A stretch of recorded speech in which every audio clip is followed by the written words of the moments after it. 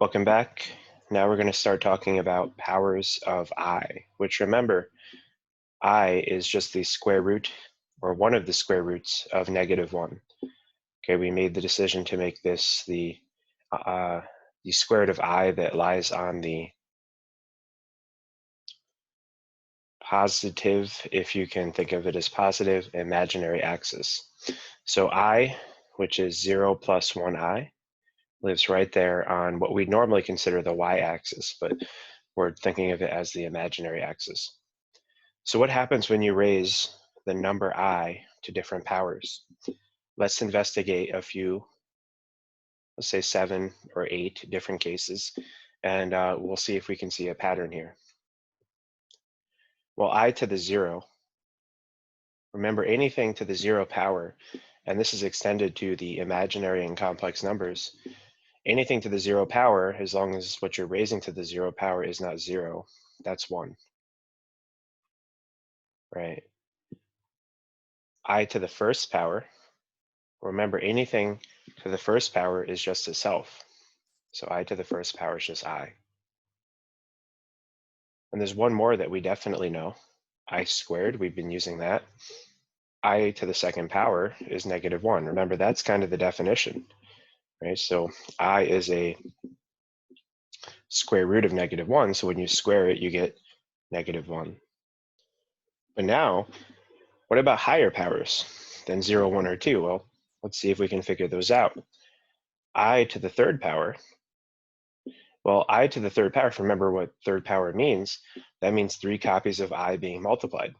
So I can look at that as I times I, well, I squared times I, right? I to the first power, right? I'm just rewriting it in terms of what the definition of what an exponent means. And I know what I squared is. I squared is -1. So I can rewrite this as -1 times I. But -1 times I, well, that's just -I. So what does that mean? Let me just fix that up. What does that mean? Well, -I, looking back here at this imaginary and real axis, -I is down here. All right, that's 0 minus I, or 0 plus -I. Okay, so when we raise I to the third power, we get the negative of the square root of a square root of -1, right? So we get the opposite square root of -1. What about I to the fourth power? Well, we can employ the same trick.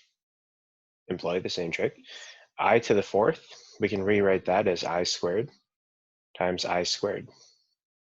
I don't know what happened to my text here. That was I squared. Let me just fix this. For I to the third power, that was, I rewrote that as I squared times I to the first power. So what's I squared times I squared? Well, that's -1 times -1, which we know is 1. Okay, so those are the first 5 powers of I starting from 0. Let's see if we can see a pattern if we keep going. I to the fifth power. Well, what might be useful? So now that I know that I to the fourth is equal to 1, I can use that to my advantage. So I to the fifth power, that's I to the fourth power times I to the first power. Since I to the fourth is 1, this is just 1 times I, which is I. What about I to the sixth power? And there's different ways you can rewrite these to get the same answer. For example, I to the fifth, I could have written as I squared times I squared times I. That would be a -1 times a -1 times I, which would leave you with I. So there isn't just one way to derive these. I'm just trying to choose kind of the most efficient way to do it. So what's I to the sixth power? Maybe pause this, try it out yourself. Try to rewrite it in terms of lower powers of I that we already know, and see if you can come out with the correct example. So pause this and try it out. So what is I to the sixth power? Well, I can rewrite that as I to the fourth power times I to the second power. I know I to the fourth power is 1, and I know I squared is -1. So this comes out to 1 times -1, and that's -1. Let's do a couple more. Maybe if the pattern isn't obvious yet, it'll be soon. I to the seventh power. Again, try to pause this, try to figure it out yourself before we continue. I can rewrite that as I to the fourth power times I to the third power. I know what I to the third power is up here. We already figured that out. That's -I. So this is 1 times -I is -I. And maybe we'll do one more just to solidify that pattern that we're going to see. I to the eighth power, try that out. This comes out to I to the fourth power times I to the fourth power, and that's 1 times 1, which is 1. Now pause this for a bit and think about the pattern that we're seeing. We're seeing 1, I, -I, 1. Oops, I skipped one. 1, I, -1, -I. 1, I, -1, -I. 1, what do you think is the next one? What's I to the ninth power? Just following the pattern there. So 1I, -1, -I. 1I, -1, -I. 1, if you guessed I, you are absolutely correct. So the pattern repeats every 4 powers. In fact, we can create this little circle here. This circle is called the unit circle, and it's more relevant in trigonometry. But this can help you figure out different powers of I. So here's the unit circle.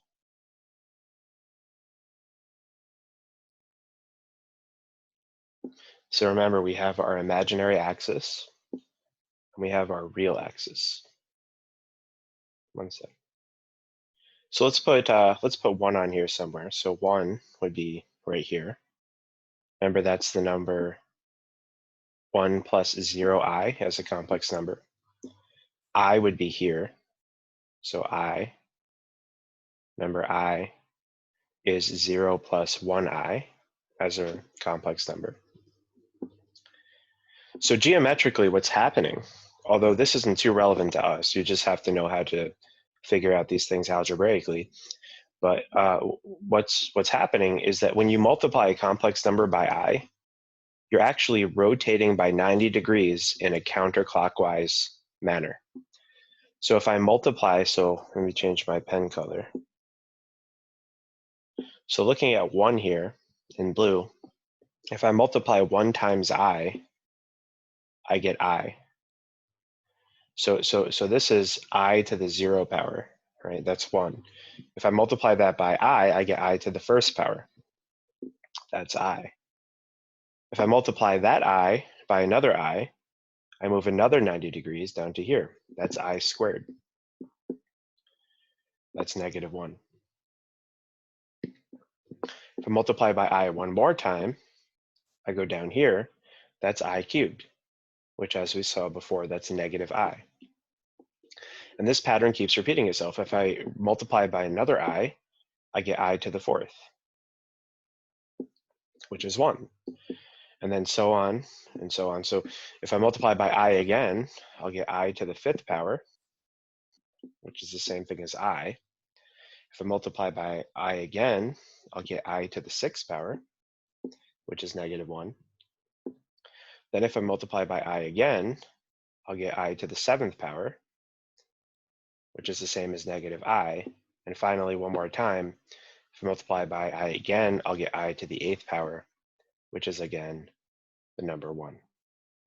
So why is this useful? Well, it's a useful tool to find out higher powers of I. So for example, here's a question. What is I to the 17th power? Well, I mean, we could write it out like we did before in terms of I to the fourths and lower powers of I and so forth.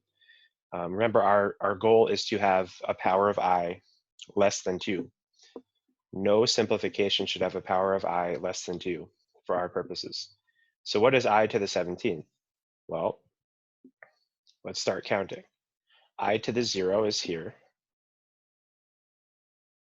I to the 0 is right here. Then we go I to the first. So I to the first, I to the second, I to the third, I to the fourth, and then the cycle repeats. I to the fifth, I to the sixth, I to the seventh, I to the eighth. All right, so we're almost there. So it's right now we're at 1 at I to the eighth. Then we go I to the ninth, I to the 10th, I to the 11th, I to the 12th, I to the 13th, I to the 14th, I to the 15th, I to the 16th, I to the 17th. We end up right there at our I. Now, if that was too quick, just kind of rewind and trace where I started. I start here, and I count counterclockwise, just jumping 90 degrees each time. When I reach the 17th iteration, starting with I to the 0 on the real axis here, that would be the answer. So I to the 17th is equal to I. So what would be the algebraic way to do this? So what I just showed you is kind of the geometric way to approach this problem. How would you approach this algebraically? Well, I to the 17th, I want to rewrite that in terms of powers of I to the 4th. Why do I want I to the 4th? I to the 4th is just 1. You could use other powers of I if you prefer, but I to the 4th just seems to be the most efficient to me. So I can rewrite this. So 17 in terms of 4s, well, if I have I to the 4th times I to the 4th times I to the 4th, how many I's is that so far? That's 12. I'm not quite there to 17 yet. If I multiply by another I to the 4th, that's 16. How many more I's do I have left to get I to the 17th? That's just 1. So this ends up being 1 times 1 times 1 times 1 times I, which is just I.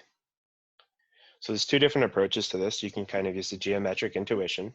So this is the geometric intuition here. And this is the algebraic way or analytic way to kind of break it down until you get to some power of I, again, less than 2. Every complex number, no matter what powers you're using, can always be written as A plus BI, where I has a power of 1. You can always reduce every complex number such that the power of I is exactly 1 or less than 1. It could be a real number. Let's try another one.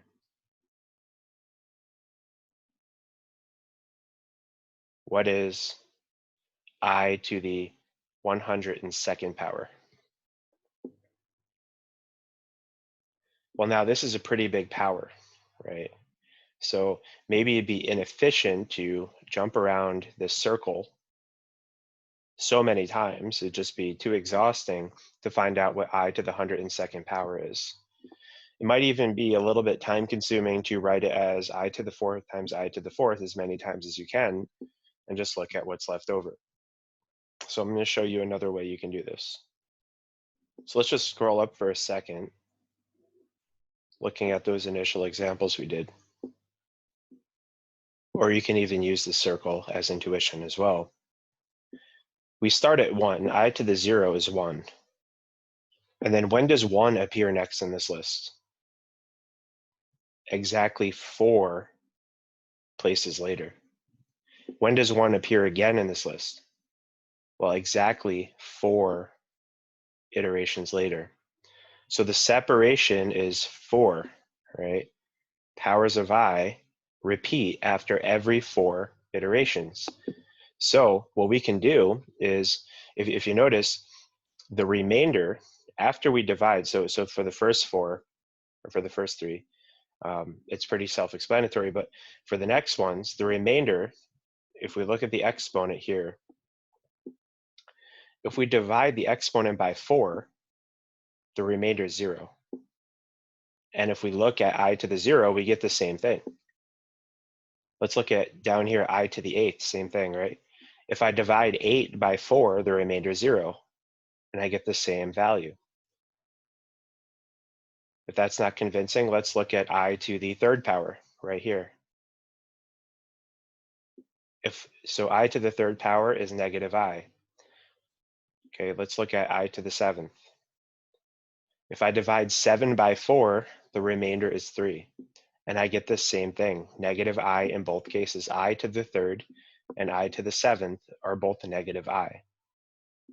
So really, all we have to do is consider that it repeats every 4 iterations, and then we just look at the remainder.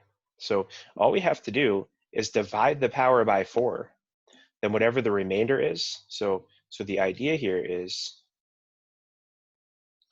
we know that I to the 0 is 1, I to the 1 is I squared is negative 1, and I cubed is negative I. And then after this, it just repeats and repeats and repeats. So to find, say, I to the nth power, whatever n may be, we divide n by 4, because that's how many iterations it takes for the pattern to repeat. So if we divide n by 4, then if r is the remainder of n divided by 4, then I to the n is equal to I to the r. And the remainder is going to be 0, 1, 2, or 3 every time. Right? If you divide something by 4, the remainder can only be an integer that's less than 4, a non-negative integer less than 4. So to do this problem, rather than spend a long time iterating that unit circle or iterating those, I to the 4ths as much as we can, all we have to do is say I to the 102. So coming down to this question, I to the power 102 is equal to I to the r, where r is the remainder of the division 102 divided by 4. So, you might be able to figure out this pretty quickly. 4 goes evenly into 100, right? And then the next multiple of 4 after 100 is 104. So we see it only goes into 100, and after that the remainder is 2. But if you don't know that, you can just do the division. 4 into 102, well, it goes into 10 2 times, 4 goes into 10 2 times, that's 8, subtract 22, 4 goes into 22 5 times, 5 times 4 is 20, we get 2, this is the remainder. So our conclusion is that I to the 102 is equal to I to the 2nd power. You will always get a power of I that is 0, 1, 2, or 3 after this division process. So you divide the power by 4, I to that power is the same as I to the remainder of the division of that power divided by 4. So if you just remember these here, I to the 0 is 1, I to the 1st power is I to the 2nd power is negative 1, I cubed is negative I. If you remember those 4, then just divide the power by 4 and then you'll have your answer. So this is negative 1. Maybe let's just do one more before we get to the handout examples. So let's do, what is I to the 2001 power? Okay, that would take almost forever if you were doing an iterative method to figure this out.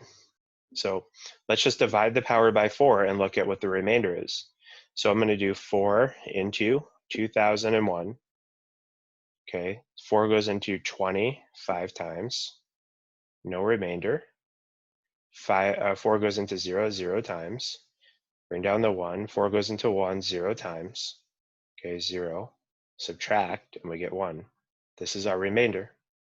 So I to the 2001 power is the same as I to the 1st power, whatever the remainder of that division is. And that's just I, looking at your 4 values here. So that's how we figure out powers of I. So now we're going to look at a couple of actual handout examples. So here are the handout examples.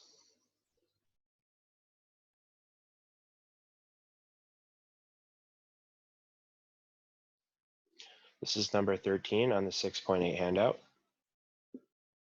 It says to simplify each. And remember what that means?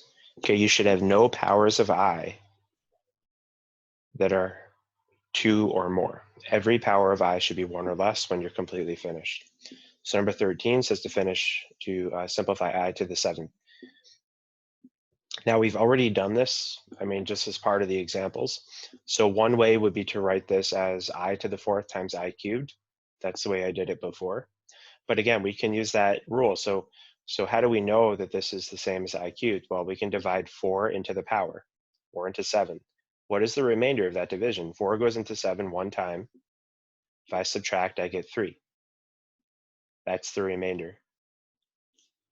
So that means I to the 7th is the same as I to that remainder, which is I cubed. And again, you have to memorize those first 4 powers, or at least know how to find them. I cubed is the same as negative I.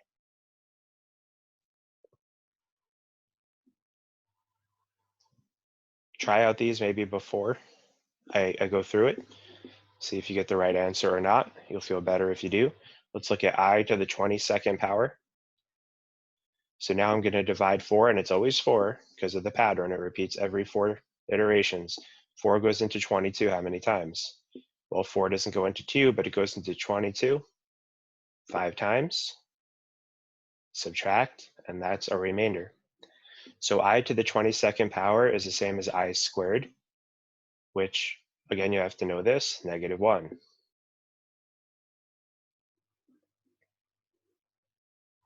Now look at number 15 here. 15 is a slightly more complicated expression.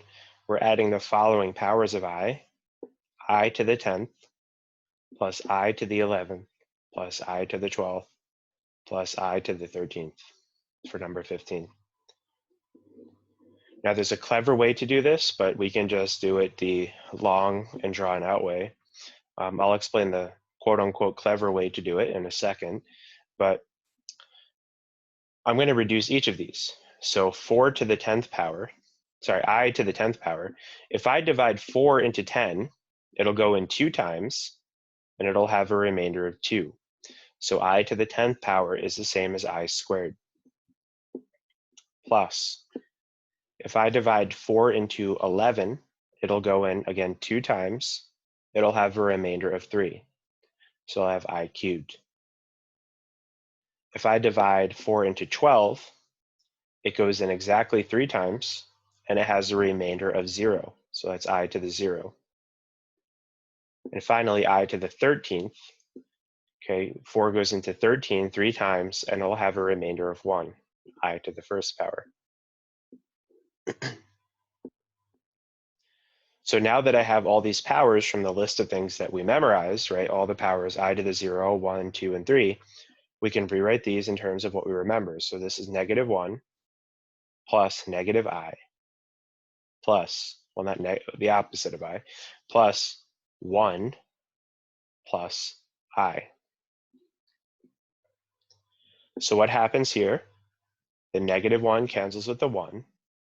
The negative I cancels with the I. So I'm just left with 0.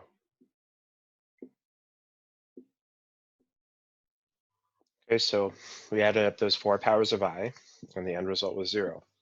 Everything canceled out at the end. So what is that clever way that I mentioned? Well, notice that if you add I to the 0 plus I to the 1st power plus I to the 2nd power plus I to the 3rd power, you'll always get 0. Look back at the original derivation of these values here, and you'll see we'll always get that cancellation. In fact, if you ever add 4 consecutive powers of I, one after another, they'll always be equal to, after you do the division, one of them will be I to the 0, one of them will be I to the 1st, I to the 2nd, I to the 3rd. That's exactly what we saw here. if you have consecutive powers of I being added together, the result will always be 0. And that's true of any multiple of 4. Try it yourself. Here's a challenge. And this won't add up to 0 because I don't want to waste your time. It'll add up to something else. It'll either be 0, 1, I, or negative I. So, sorry, 1, I, negative I, or negative 1. So try this out. Try to add up I to the, let's just say I to the 0 plus I to the 1 plus I squared all the way down to I to the 2003. So what will happen is, here's a hint, right? Every four consecutive powers, so let me just add the I cubed in there. Every 4 consecutive powers will add to 0. So what do you think this whole sum will add up to? I'll let you think about that. Okay, so that covers powers of I, and you can always watch over this again if something was a little too quick or you didn't understand, or ask me questions in lecture in our discussion session. So that's how powers of I work. They're cyclical. They repeat themselves after every 4 iterations. And we're going to move on to the next section now, division of complex numbers. So for division of complex numbers, this is the last section we're covering. So 6.8, part D, no E.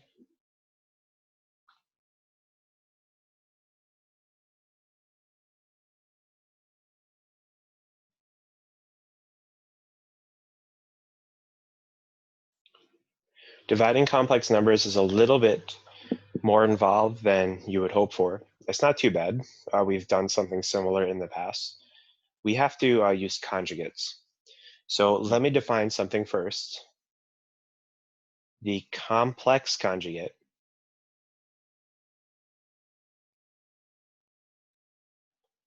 of a complex number a plus bi is the complex number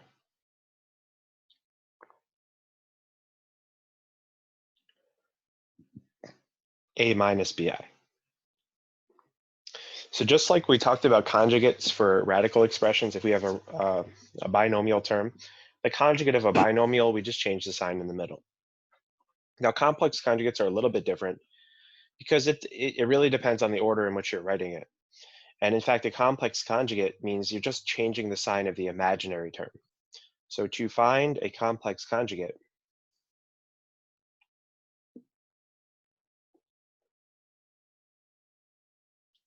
we change the sign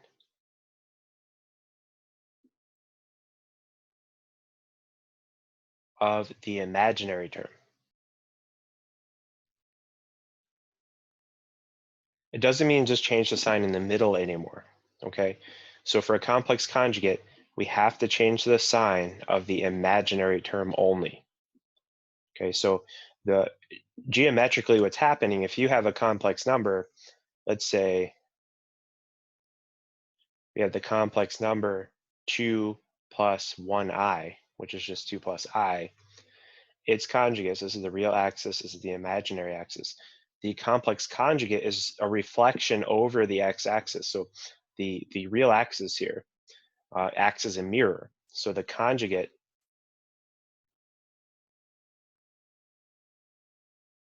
of 2 plus I is 2 minus I, right? So this is 2 minus 1i. That's the complex conjugate of 2 plus 1i. Similarly, if I have, let's say, the complex number, this is the complex number negative 3 minus 2i. If I flip that over this real axis here, okay, keeping the real part the same, I'll end up here, right? So we're just looking at the mirror image. The complex conjugate of this number, 3 plus 2i, is, sorry, negative 3 minus 2i is negative 3 plus 2i. So these are conjugates, and these are also conjugates. So whatever the imaginary term is, we just change its sign, and that's how we find its conjugate. So here's just a couple examples. So the conjugate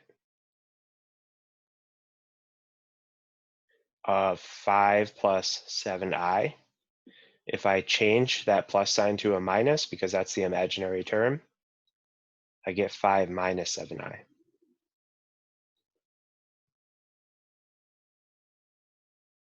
The conjugate of, say, 2 minus I. So if I change the sign, I'll get its conjugate. I'll get 2 minus I, or sorry, 2 plus I. Now, to show you the order is kind of important here, the conjugate of, say, 3i minus 5 is not 3i plus 5. The imaginary term is 3i, so I have to change the imaginary term signs. I leave the real number alone. So that's the difference between conjugates and complex conjugates. So just be aware of that. We change the sign of the imaginary term only. Let's do one more. Let's say, what about the conjugate of, let's say, 10i? Just that complex number. There's no real part to that at all. 10i is a purely imaginary number. What's its conjugate? Well, because it is imaginary, okay, I'm just going to change its sign. Okay, so whichever term contains that imaginary I, we're going to change its sign. So that's how we find complex conjugates. By the way, think about this yourself. What is the complex conjugate of a real number? I'll let you think about that for a second. Pause it for a second. What is the complex conjugate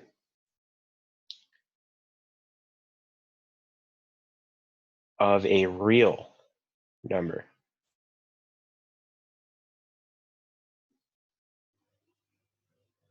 So think about that for a second.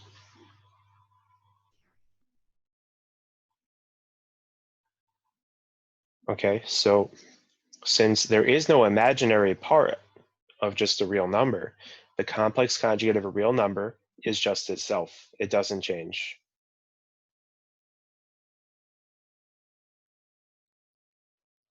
For example,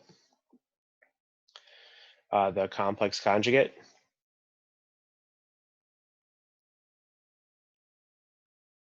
of, let's say, 7 is 7.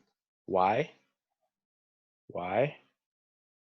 Because 7 is 7 plus 0i, right? There's no imaginary part, so I can look at that as 0i. If I change the sign here, so if I find its conjugate, that'll be 7 minus 0i if I change the sign of the imaginary part. But adding 0 of something and subtracting 0 of something, that's the same thing. That's just 7. Okay, so the complex conjugate of a number that doesn't have an imaginary part is just itself. So why is all this relevant? Why do we care about complex conjugates? Well, in order to divide two complex numbers, right, that's our goal here in section E. In order to divide two complex numbers, we have to look at the conjugate of the denominator, just like we did when we were rationalizing denominators. So to divide two complex numbers in the most efficient way possible, we're going to make use of the conjugate of the denominator. So to divide two complex numbers,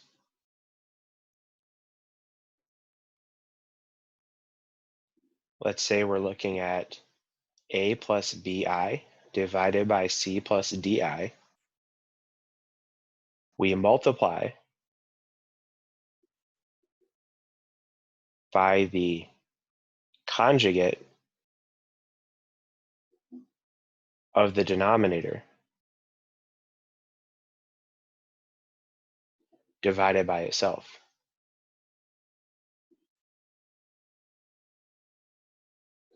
Now, why is that? Well, for the first reason, if we multiply a complex number by the conjugate divided by itself, we're not changing the value, right? So if we're multiplying by something divided by itself, we're just multiplying by 1. So we're not changing its value.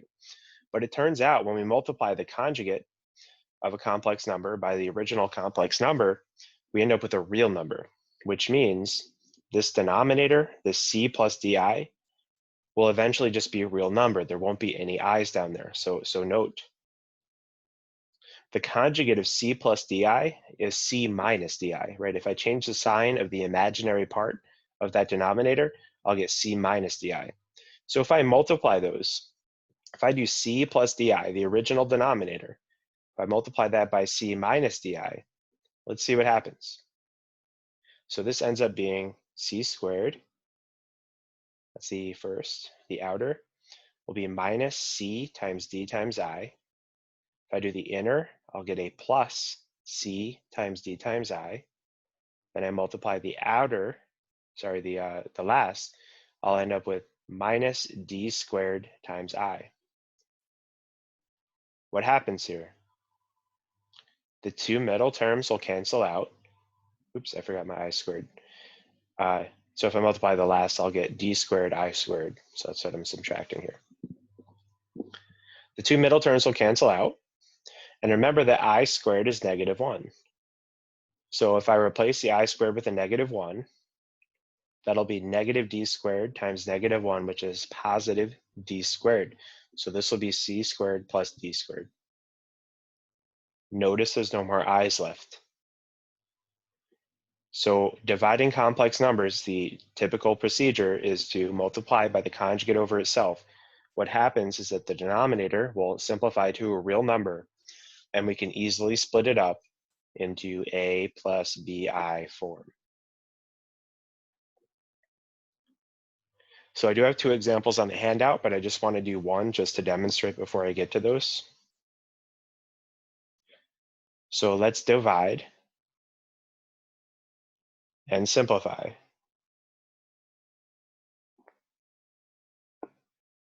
Let's say we had a simple thing. The two examples on the handout are a little bit more involved, but let's look at a very simple one. Let's look at 3 divided by 4 plus I. So again, I'm dividing 3 divided by 4. I'm dividing 3 by 4 plus I. What complex number does that equal? So the first thing I do is I look at the denominator and I identify the conjugate. So the conjugate is 4. If I change the sign of the imaginary term, just becomes 4 minus I. So what I'm going to do is I'm going to multiply this by 4 minus I over itself. And the end result will be, just like rationalizing denominators in earlier sections, there will be no more i's in the denominator. So let's just squish this all together first. So this is 3 times 4 minus I over 4 plus I times 4 minus I. In the numerator, there's not much hope for us, but we can distribute that 3 in. So that'll be 12 minus 3i divided by, in the bottom, you can make use of the a plus b times a minus b formula because they're conjugates, but I'm going to FOIL this out. So I'm going to have 16 minus 4i plus 4i minus I squared. Don't forget that square in the I. The end result, again, just like we saw above, the 4i and the negative 4i will cancel each other. This I squared ends up being a -1. So the top is 12 minus 3i. The bottom becomes, so we have 16 minus I squared. That's the same as 16 minus -1, which is 16 plus 1, which is 17. So notice all of the i's in the denominator went away completely, either through direct cancellation or replacing I squared with a -1. So we're essentially done. This would be almost an acceptable answer, but we want to write everything in a plus bi form. So I'm going to divide the 12 and the negative 3i separately. So this will be 12 divided by 17 minus 3 over 17 times I. If you could reduce further at this stage, you would do that. But because each fraction, 12 over 17 and 3 over 17, they cannot be reduced, this is fully simplified. This is a plus bi form, a real number plus a real number times I, or minus in this case. So that's kind of the goal. Okay, so that is the process. Let's look at the two handout examples, see if we can solidify this. So here's our handout examples.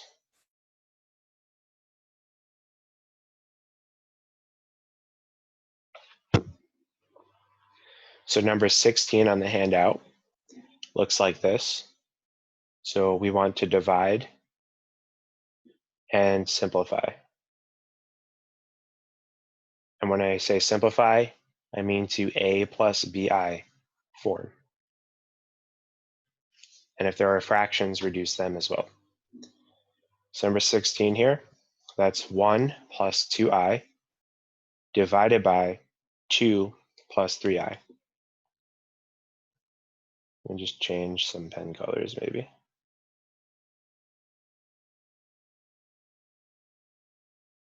Get a little variety here, right?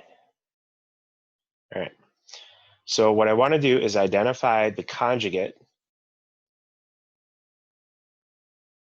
of the denominator. That's 2 minus 3i. Remember, we just changed the sign of the imaginary term. So I'm going to multiply this by the conjugate divided by itself. And the end result is that the denominator will not have any i's remaining. So we have 1 plus 2i times 2 minus 3i over 2 plus 3i times 2 minus 3i. So now we have a lot of multiplication to do. So I'm going to multiply out the whole top. You can pause and try this yourself, see if you get the right answer. But I'm going to distribute here. So 2 minus 3i plus 4i minus 6i squared. Don't forget the square on the I. The bottom, I'll get 4 minus 6i plus 6i minus 9i squared.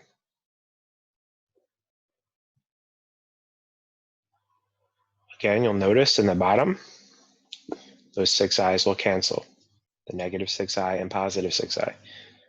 Here I have an I squared, that's a negative 1, and down in the bottom I have another I squared, that's another negative 1.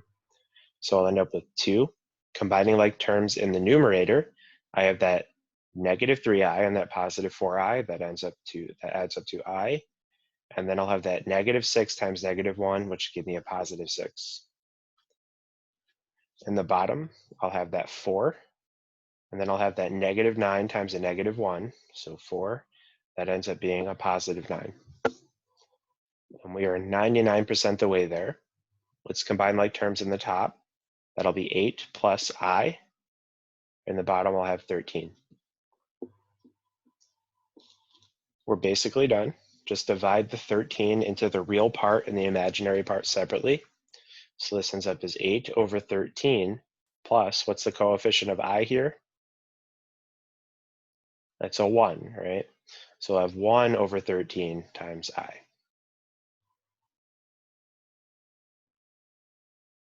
Okay, that's fully simplified, and it's an a plus bi form.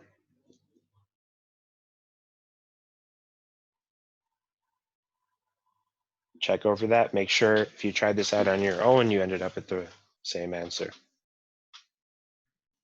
Okay, so we have one more example, number 17 here. This is the last example from this section that we're going to do. We're going to divide 5 minus I divided by 5 plus I.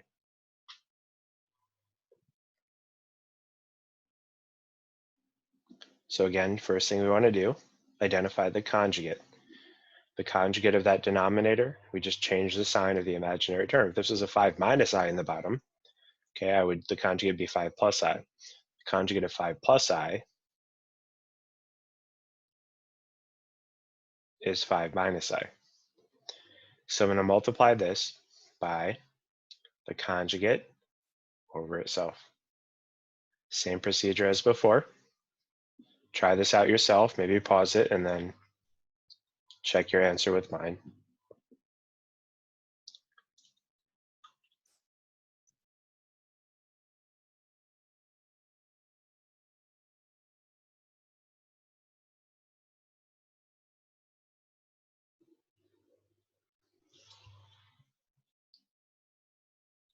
Beware of copy errors. If we multiply out the top, we'll get 25 minus 5I minus another 5I plus I squared.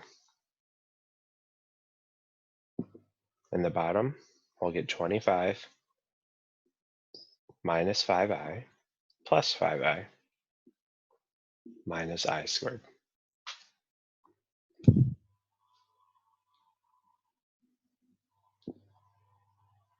So in the top here, okay, nothing cancels. Be careful here. You might be tempted to cancel those middle terms. It does not happen.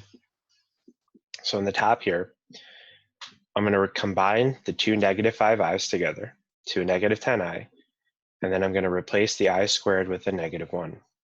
So I'll end up with 25 minus 10I plus negative 1. In the bottom, I do have the cancellation of the two middle terms.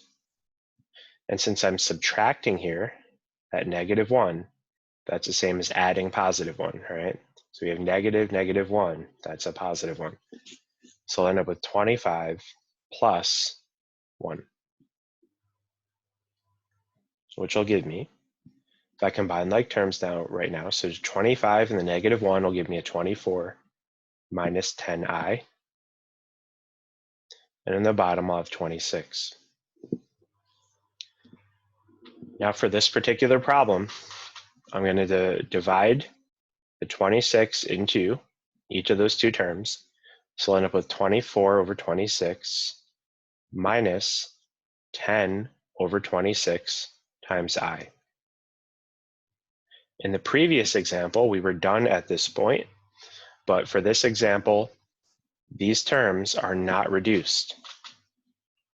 I can reduce those fractions. Right, so 24 over 26, I can reduce to 12 over 13. 10 over 26, I can reduce to 5 over 13. So that would be the final full answer there.